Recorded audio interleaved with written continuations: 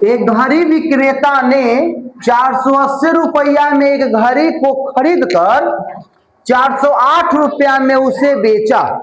अब बताइए कि उसे कितने प्रतिशत का लाभ या हानि हुई।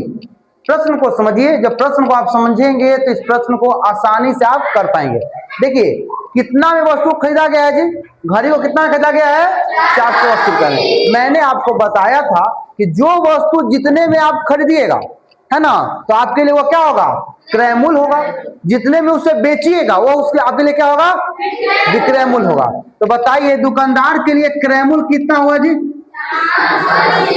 क्रय मूल्य क्या हो उसके लिए, कितना में खरीदा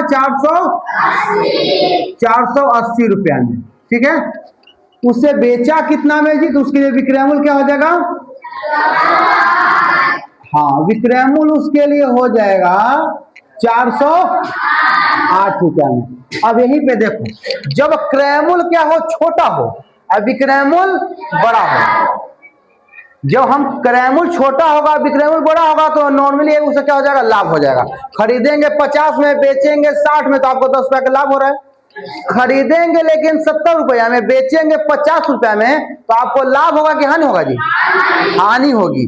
वही बात यहाँ देखिए, एक विक्रेता ने कितना में खरीदा जी, अब बेच दिया उसे कितना में, तो उसे हानि हो गई ना, तो हानि हो गई।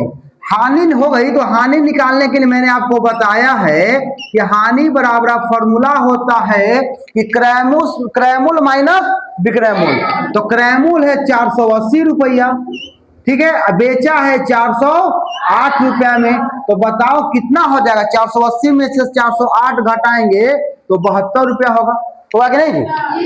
तो इससे 72 रुपया की क्या हो गई है, हानि हो गई है। लेकिन प्रश्न में हानि नहीं पूछ रहा है, प्रश्न में पूछ रहा है कि हानि प्रतिशत। तो हानि प्रतिशत निकालने के लिए आप फॉर्मूला जानते ही हैं।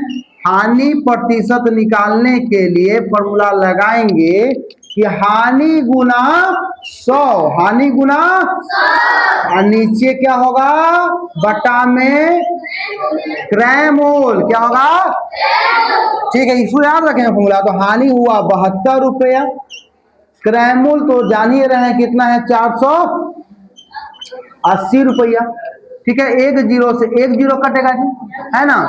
इसको काटते हैं 24 से, तो 24 में 3 बार में कटेगा 72 और 24 से काटेंगे तो 2 बार में क्या कट जाएगा 48 और 2 से लग रहा है कि यहाँ कट रहा है 5 ना, 2 से 5 ऊपर इधर क्या बचा 3 और बगल में गुना में क्या बचा 5। दोनों को गुना करेंगे तो कितना होगा जी 15। तो प्रतिशत निकालना था ना, तो कितना प्रतिशत हो जाएगा, इस प्रश्न का आंसर कितना प्रतिशत होगा, हानि समझ में आ रही है। इसी प्रकार के प्रश्न देंगे, कर लीजिएगा, ठीक है। इसको जल्दी नोट कीजिए, देते हैं।